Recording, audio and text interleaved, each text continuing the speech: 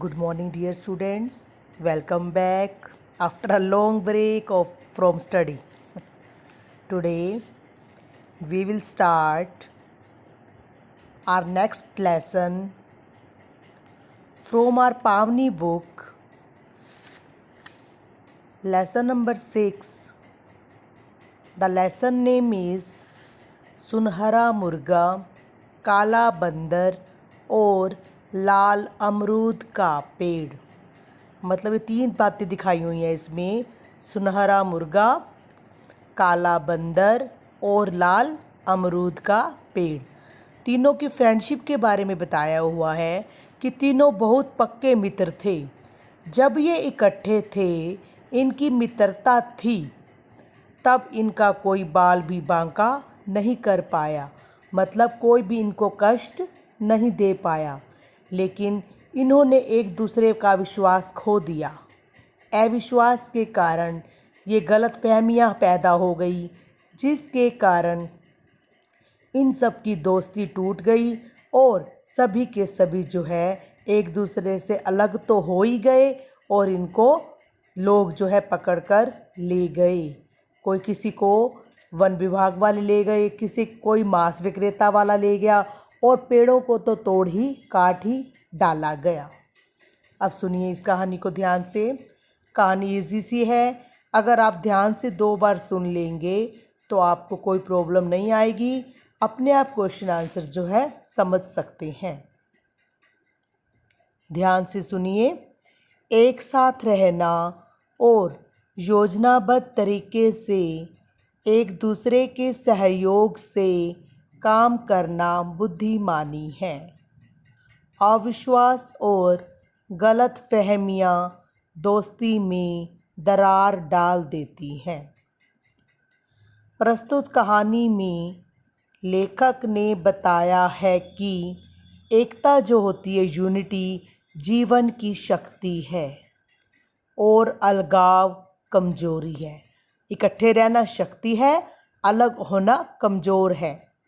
इसके विपरीत कठिन परिस्थितियों में धैर्य रखकर, मतलब पेशेंस रखना चाहिए। एक दूसरे को दोषी ठहराना तथा क्रोध करने में जीवन का विनाश हो सकता है।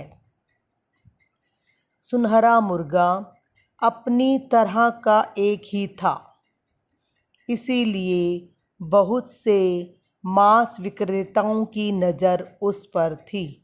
जो मांस बेचने वाले होते हैं ना, विक्रेता मतलब बेचने वाले, उसके ऊपर नज़र रखते थे। काला बंदर भी अपनी तरह कहा एक ही था, इसीलिए बहुत से चिड़ियाघर के लोग उसे पकड़ने की कोशिश में थे।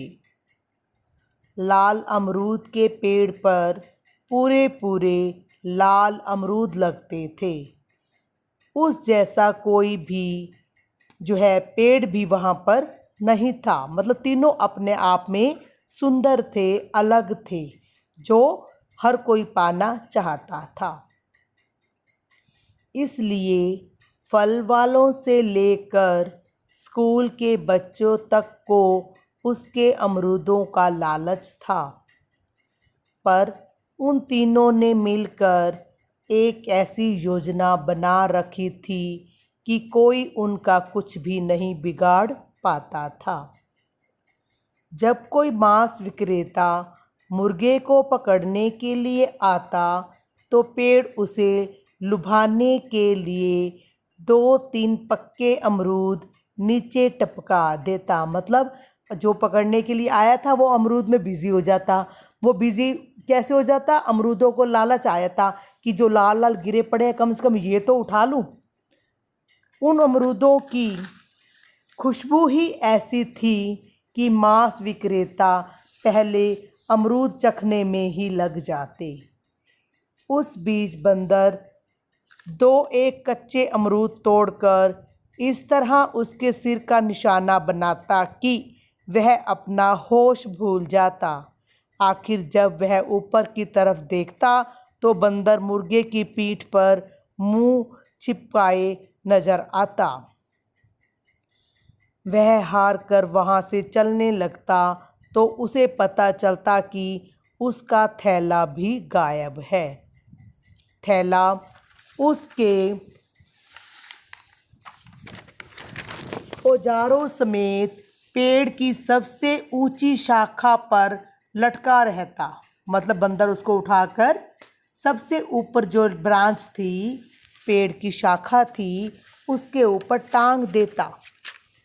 साथ ही पेड़ साई साई करता उसकी हालात का मजा ले रहा होता। जब चिड़ियाघर के लोग, अब पहले उसके किसके बारे में बताया, मांस विक्रेता के बारे में। मांस विक्रेता कौन होते हैं, जो मांस का व्यापार करते हैं। मांस कौन सा होता है, चिकन का होता है ना, मुर्गे का। तो उसके लिए बता दिया पहले। जब मुर्गे को पकड़ने आते तो बंदर और पेड़ जो है, पेड़ क्या करता, वो अमरूद गिरा देता और बंदर कच्चे अमरूदों का निशाना उसके सिर पर लगाता और उसके औजार उठाकर पेड़ की सबसे ऊंची टहनी पर लगा आता। अब सेकंड आता है चिड़ियाघर का पोर्शन। चिड़ियाघर में क्या चाहिए होता है, ब्लैक बंदर जो है अलग टाइप का था। वो सोचते हैं ब्लैक बंदर को लेके आते हैं। जब चिड़ियाघर के लोग बंदर को घेरने के लिए आते तब पेड़ उसे अपनी पत्तियों और शाखाओं में छिपा लेता था। किसी की उस पर नजर ही न पड़ती। फिर नीचे मुर्गा क्या करता था, जोर जोर से पंख फड़फड़ा कर इतनी धूल उड़ा देता कि उनके लिए वहां खड़े होकर सांस लेना मुश्किल हो जाता। आखिर वे वहां से हटने लगते तो पेड़ अपने सबसे पिलपिले अमरूद नीचे टपकाकर उन्हें फिसला देता। वे किसी तरह गिरते पड़ते वहां से लौटते तो उन्हें पता चलता कि उन्हें बंदर पकड़ने का जाल मुर्गे की चोंच में है और मुर्गा पेड़ की सबसे ऊंची टहनी पर बैठा है। थोड़ी दूर जाने पर उन्हें पीछे से मुर्गे की बांग सुनाई दे जाती, कुकड़ू कुड़ू। लगता जैसे मुर्गा उनका मजाक उड़ा रहा हो। इसी तरह जब फल वाले, अब किसकी बारी आ गई, पेड़ को बचाने की। पहले किसको बचाया, मुर्गे को बचाया। फिर उसके बाद उन्होंने किसको बचाया, जो है बंदर को। अब किसको बचाना है, पेड़ को। अब जो है पेड़ की बारी थी, ठीक है। फिर क्या हुआ, जो है जिस तरह सब फल वाले या स्कूल के बच्चे पेड़ से अमरूद तोड़ने के लिए आते, तब पहले उनका सामना बंदर से होता। बंदर इस तरह उनके इर्द गिर्द चक्कर लगाता और उन्हें डराता धमकाता कि उनका पेड़ के नज़दीक जाने का हौसला ही न पड़ता। अगर उन लोगों के पास अपना कोई खाने पीने का सामान होता तो उसे भी वह चट कर जाता। मौका लगने पर किसी के बाल नोच देता, किसी के कान उमेट देता। फिर भी वे लोग पेड़ के नज़दीक पहुंच जाते तो वहाँ कौन था, मुर्गा। उन्हें मुर्गा बेजान सा तड़पता नजर आता। मुर्गे की चोंच एक अमरूद में होती, जैसे कि अमरूद खाकर ही उसकी यह हालत हुई हो। लोग बीमारी के डर से अमरूद तोड़ने का इरादा छोड़कर वहाँ से लौट पड़ते। तीनों जो है प्लान्ड काम करते थे कि जैसे मुर्गा वो अमरूद खाते ही मर गया, ऐसी शक्ल बना लेते थे। पहले बंदर उनको तंग करता था, फिर जो है पेड़ के ऊपर जो है जो अमरूद खाने के लिए मुर्गा था वो अपनी शक्ल ऐसे बना बेहोशी की हालत दिखा देता था। इस प्रकार जो भी अमरूद तोड़ने के लिए आता वो अपना विचार बदल देता। लौटते हुए यह और पता चलता कि अमरूदों के लिए जो टोकरी भी साथ लाए थे वह बंदर के सिर पर है और बंदर एक मस्खरे की तरह आवाज़ें पैदा करता पेड़ की सबसे ऊंची डाल पर बैठ टांगे हिला रहा है। इसी तरह वे मज़े में दिन काट रहे थे कि एक दिन खूब घनी घटा जो है घिर आई, काले बादल आ गए। पहले मूसलाधार वर्षा हुई, फिर ओले पड़ने लगे, जब उन तीनों ने साथ मिलकर अपना अपना बचाव करने की योजना बनाई थी, तब इस दिन की बात नहीं सोची थी। पेड़ अपनी जगह पर शांत था। ओलों से उसके सब अमरूद नष्ट हुए जा रहे थे। बंदर का अपनी भीग भीग कर बुरा हाल था। ऊपर से ओलों की मार भी पड़ रही थी, वो उसकी जान ले रही थी। मुर्गे की अपनी जगह खस्ता हालत थी। वर्षा से भारी होकर उसके पंख खुल ही नहीं पा रहे थे। ऊपर से ओलों की झड़ी उस पर गोलियां दाग रही थी। ये दोनों छुटकू किसी काम के नहीं, पेड़ ने झल्ला कर सोचा। मैंने आज तक हर मुसीबत में इनकी जान बचाई है, पर आज मुझे इतनी ज़रूरत है इनकी, पर ये मेरी मुसीबत में साथ नहीं दे पा रहे हैं। एक बार मेरा हाल तक नहीं पूछा, मदद करना तो दूर की बात रही। ये किसने सोचा मन ही मन? पेड़ ने। कि दोनों कौन? बंदर और मुर्गा तो किसी काम के नहीं हैं। मैंने भी क्या साथी चुन रखे हैं। बंदर ने ठंड से कांपते हुए, फिर अब बंदर बोलने लग गया, अपने आप से ही कह दिया, क्या फ्रेंड है मेरे ये। एक पेड़ है जो ज़मीन में गड़ा होने की वजह से सुरक्षित है। दूसरा पक्षी है जिसे आकाश में उड़ सकने के कारण कोई खतरा नहीं है। आज तक मुझसे तो ये अपनी रखवाली करवाते रहे हैं। सेल्फिश हो गए ना सब। पर आज मुझ पर इतनी सख्त मुसीबत आन पड़ी है और ये दोनों चुपचाप ताकते हुए मज़ा ले रहे हैं और कुछ भी कर भी नहीं पा रहे हैं। बंदर का और पेड़ का तो हमेशा का साथ है। मुर्गे ने त्योरी डाले हुए मन में कुड़कुड़ाना शुरू कर दिया। उसको लगा कि बंदर तो पेड़ पर ही रहता है, उसे तो कोई फ़र्क पड़ नहीं रहा। अगर बारिश आ रही है, पेड़ भी चुपचाप खड़ा है। अब कौन सोचने लगा? मुर्गा। अब मुर्गे को लगा कि मैं बेवकूफ़ हूँ जो इनके बीच में फंसा हुआ हूँ।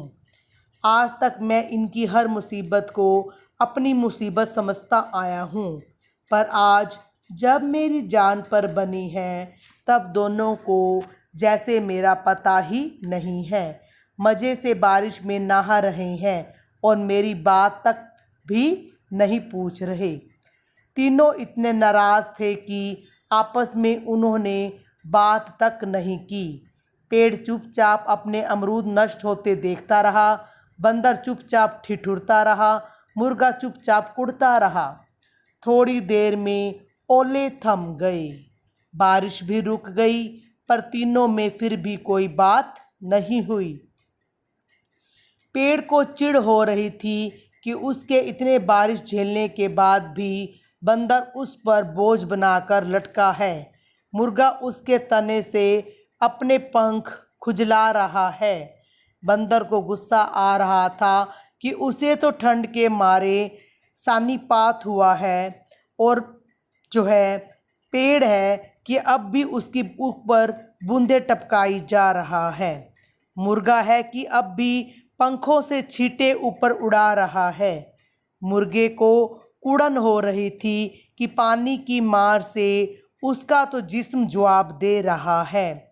पेड़ ने जरा सी भी ज़मीन उसके लिए सूखी नहीं बचाई। बंदर से इतना तक नहीं हो रहा कि उसे वहाँ से किसी और सुरक्षित जगह पर पहुँचा आए। तीनों अपने आप में दुखी थे। तीनों को कई परेशानियों का सामना करना पड़ा, पर उन्होंने अपनी परेशानियां एक दूसरे से शेयर नहीं की, जिसके कारण वो लड़ाई का कारण बनी। अगले रोज तक पेड़ की टहनियाँ सूख गई। बंदर का जिस्म भी सूख गया। मुर्गे के पंख सूख गए, मगर तीनों फिर भी आपस में नाराज थे। आपस में कोई बात नहीं की। पेड़ सोचता रहा, अब आए दिन जो है दोनों पर कोई मुसीबत आएगी तो मैं देखूंगा भी नहीं। देखता हूँ अपने आप को ये कैसे बचाते हैं। अब मैं इनकी कोई मदद नहीं करूँगा। बंदर भी यही सोचता रहा और मुर्गा भी यही सोचता रहा। उसी रोज एक मांस विक्रेता आया। मांस विक्रेता किसको लेने आया? मुर्गे को। वह मुर्गे की तरफ बढ़ा तो पेड़ ने अमरूद टपकाए ही नहीं। ना बंदर मुर्गे को अपनी पीठ पर लिया, ना ही मांस विक्रेता का थैला उठाया। मुर्गा जो है मांस विक्रेता के थैले में बंद हो गया और दोनों ने सोचा अब पता चलेगा बड़ा मुर्गा बना फिरता था। मांस विक्रेता मुर्गे को लेकर चला गया। अगले रोज़ चिड़ियाघर से लोग आए। उन्होंने बंदर को पकड़ने के लिए जाल बिछाया तो पेड़ चुपचाप दूसरी तरफ मुंह किए रहा। बंदर उसकी ऊपर की टहनी की तरफ लपका तो पेड़ ने वह टहनी ही तोड़ डाली। थोड़ी देर में बंदर जाल में था। चिड़ियाघर के लोग उसे घसीटते हुए लिए जा रहे थे। पेड़ ने उसकी यह हालत देखी और मुस्कुरा दिया। मन में सोचने लगा अब रात दिन पिंजरे में रहना पड़ेगा तो इसके होश आ जाएगा। बड़ा बंदर बना फिरता था। मतलब मुर्गा भी चला गया, जो फ्रेंड थे, बंदर भी चला गया। अब किसकी बारी रह गई थी? पेड़ की। अब पेड़ को ले जाएंगे। देखो, अगले रोज बहुत से लोगों ने पेड़ को घेर लिया। पेड़ ने सहम कर देखा कि उनके पत्थरों और डंडों का कोई जवाब उसके पास नहीं है। ताड़ ताड़ ताड़ थोड़ी ही देर में उसके सारे अमरूद झाड़ लिए गए। और फिर किसी ने कहा कि पुराना पेड़ है, इसे काट कर इसकी लकड़ी जलाने में काम में लानी चाहिए। एक आदमी के पास कुल्हाड़ी थी। बस उसी समय पेड़ की जड़ पर कुल्हाड़ी चलने लगी। थोड़ी देर में अमरूद टोकरियों में भरकर जा रहे थे। पेड़ की लकड़ियां लोगों के कंधों पर थी जो उसे लाद कर जा रहे थे। एक गिलहरी वहीं रहती थी। मुर्गे, बंदर और पेड़ की आपसी योजना और एकता पर वह चकित हुआ करती थी कि तीनों की कितनी अच्छी फ्रेंडशिप है, प्लानिंग है, एक दूसरे को बचाते हैं। लेकिन गिलहरी कहती उसने मुर्गे और बंदर के बाद पेड़ को इस हालत में जाते देखा तो लंबी 3 सांस के साथ मन में बोली, जा रहा है यह भी लोगों का चूल्हा जलाने। बड़े दोस्त बने फिरते थे। मतलब क्या है, गिलहरी ने इन तीनों की फ्रेंडशिप को देखा हुआ था कि तीनों किस प्रकार एक दूसरे की जान बचाते हैं। जब बंदर ने कहा मुर्गा जा रहा है तो पेड़ भी खुश था, बंदर भी खुश था। जब बंदर को ले जा रहा था तो पेड़ खुश था। अब पेड़ जा रहा तो चिड़िया क्या गिलहरी जो क्या कर रही थी, कमेंट कर रही थी। क्या कमेंट कर रही थी? तेरे को भी चूल्हे में जलाने के लिए ले जा रहे हैं। बड़े दोस्त बने फिरते थे। इसका मतलब क्या है कहानी का? एकता का किला सबसे बड़ा प्रौढ़ है। इसके भीतर रहकर कोई प्राणी दुख नहीं भोगता। मतलब मित्रता में विश्वास जरूरी है, एकता में ही शक्ति है। अविश्वास मित्रता का शत्रु है। अविश्वास और फूट जो है विनाश का कारण बनती है। अब इसकी जो क्वेश्चन आंसर और फिर कुछ शब्द अर्थ है वो PDF में भेज दिए जाएंगे। ध्यान से इस कहानी को 2 बार सुनिए। जय हिंद, जय Bharat. Stay home, stay safe.